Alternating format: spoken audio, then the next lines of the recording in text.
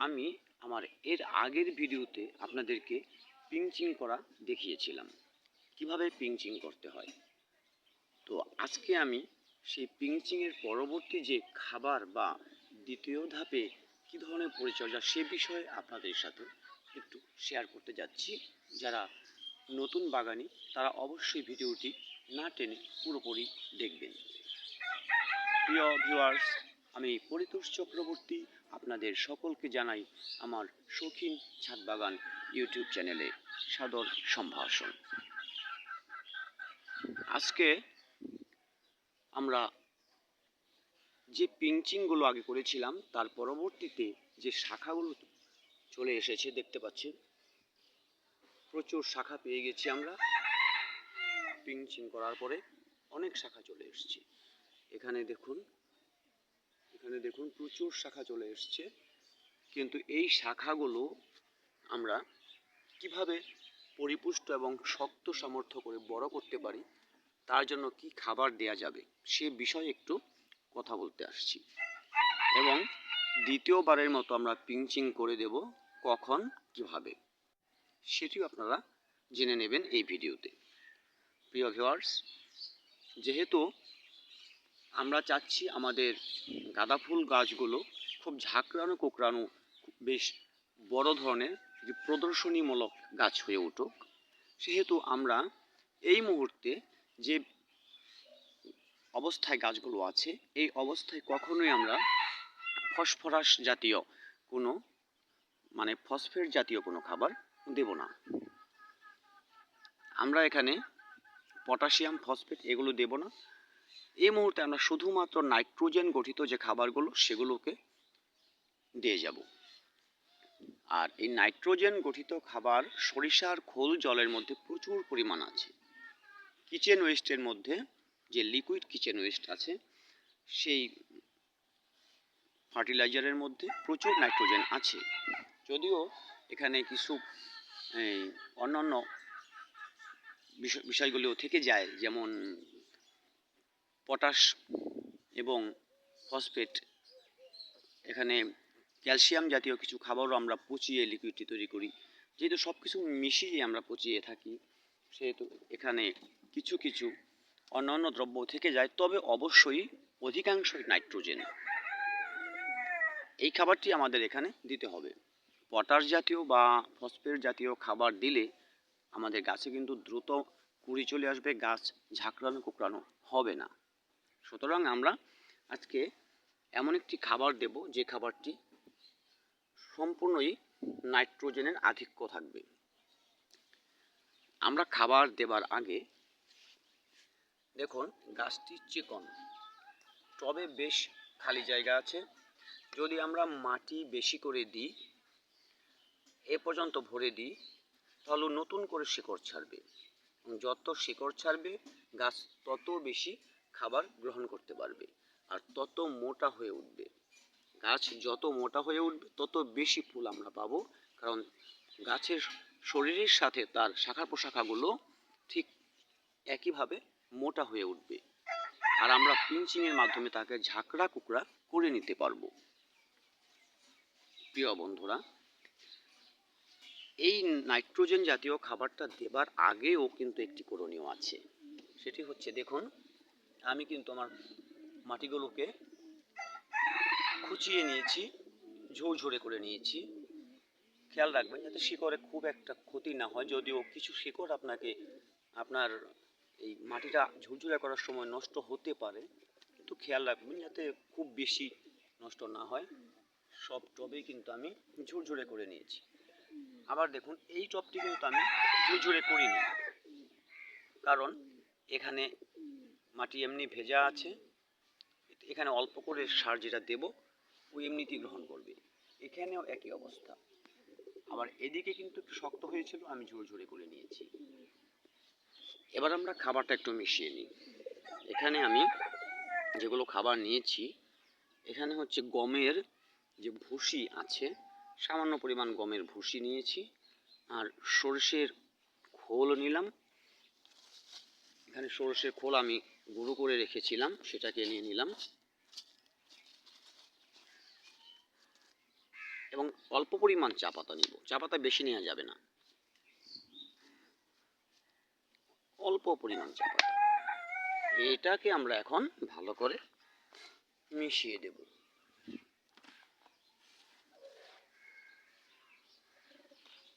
এটাকে খুব ভালো করে আপনারা মিশিয়ে দিন। মনে রাখবেন বিষয়গুলো আপনারা লিখে নিতে পারেন, যারা নতুন বাগানি মনে নাও থাকতে পারে। এখানে আমরা অল্প করে গমের ভুসি, 1 মুঠো গমের ভুসি নিয়েছি, 2 মুঠো সরিষার খোল নিয়েছি এবং 1 মুঠো চা পাতা নিয়েছি। এটিকে ভালো করে আমরা এখন মিশিয়ে দিচ্ছি।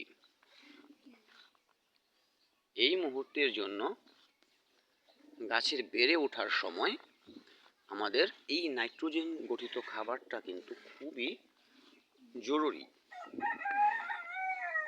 যে কোনো গাছ যদি আপনি ফুল না নিয়ে শুধু ঝাঁকড়া কুকড়া করে নিতে কিছুটা সময় নেন, তাহলে অবশ্যই সে গাছের দৈহিক সৌন্দর্য সে বৃদ্ধি পাবে। আর এই গাছকে ঝাঁকড়া কুকড়া করতে, তার দৈহিক আকারকে বাড়িয়ে নিতে নাইট্রোজেনের কোনোই বিকল্প নেই। এখন আপনারা কেউ কেউ ভাবতে পারেন যে আমি এত পরিশ্রম করে এই অর্গানিক খাবার কেন তৈরি করব, আমি তো রাসায়নিক খাবার, ইউরিয়া জাতীয় যে সার আছে সেগুলো দিতে পারি। প্রিয় ভিউয়ার্স, যে রাসায়নিক খাবারগুলো আমরা ব্যবহার করি সেগুলি খুব দ্রুত কাজ করে, এটা কিন্তু ঠিক, কিন্তু তাতে আমাদের গাছের মাটি কিন্তু, গোড়ার মাটি কিন্তু কিছুদিনের মধ্যেই নষ্ট হয়ে যায়। আর এই অর্গানিক খাবারগুলো ব্যবহার করলে আপনার একটি টবের মাটিও কিন্তু নষ্ট হবে না, এগুলো দীর্ঘদিন ব্যবহার করতে পারবেন, আর গাছের জন্য যথেষ্ট নিরাপদ। যদি একটু কম বেশি পরিমাণে আপনি অর্গানিক যে জৈবটা আমরা তৈরি করে দিই, একটু কম বেশি পরিমাণে হলেও গাছ কিন্তু কোনো প্রকার প্রতিক্রিয়া দেখাবে না বা মারা যাবে না। কিন্তু রাসায়নিক সার একটু কম বেশি হলে আপনার গাছ কিন্তু পরিশেষে মারাও যেতে পারে।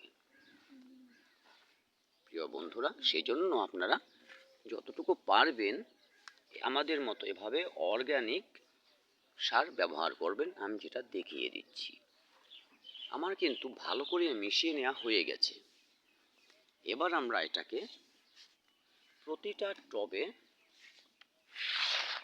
দিয়ে দেব। আমরা এইভাবে প্রতিটা টবের মধ্যে দিয়ে দেব, যাতে মাটিটা একটু চারিদিকে ঘুরিয়ে ঘুরিয়ে দেবেন, যাতে চারিদিকে মাটিটা পড়ে।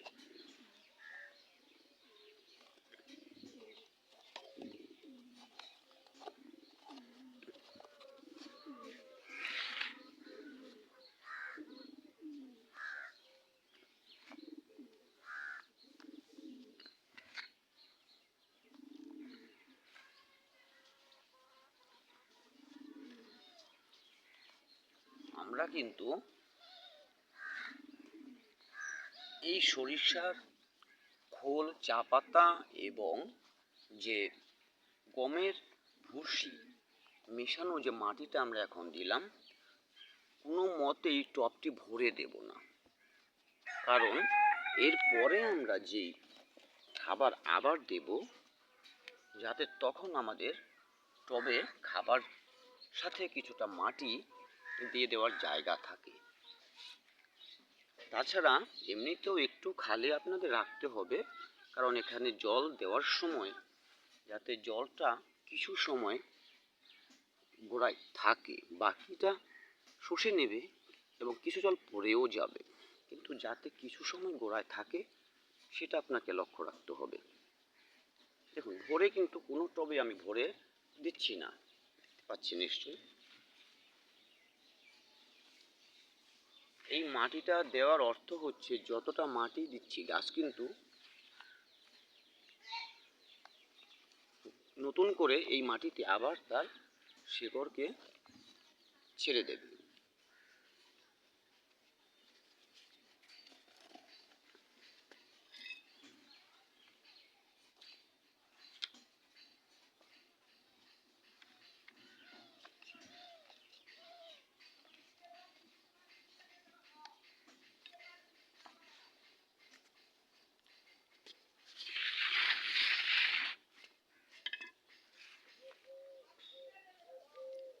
এভাবে আপনারা মাটি দিয়ে দেবেন। এবং আমি কিন্তু আপনাদের আগে যে পিঞ্চিং করেছি সে আপডেটও দেখিয়েছি, তার আগে যে চারা বসিয়েছি, চারা কাটিং থেকে তুলেছি, সমস্ত আপডেট আপনাদের দেখিয়েছি। এই সার মাটিটা দিয়ে দেওয়ার পরে যে আপডেট হবে সেটিও কিন্তু আমি আপনাদের সাথে শেয়ার করব অবশ্যই। প্রিয় ভিউয়ার্স, আপনারা আমার সাথেই থাকবেন। যারা গাঁদা ফুলকে ভালোবাসেন তারা এইভাবে গাঁদা ফুলের পরিচর্যা করুন। আপনি যদি গাঁদা ফুলের পরিচর্যা করতে পারেন, গাছ কিন্তু আপনাকে অবশ্যই নিরাশ করবে না, প্রচুর ফুলে ভরিয়ে তুলবে আপনাকে, আর সাজিয়ে দেবে আপনার ছাদ বাগানকে।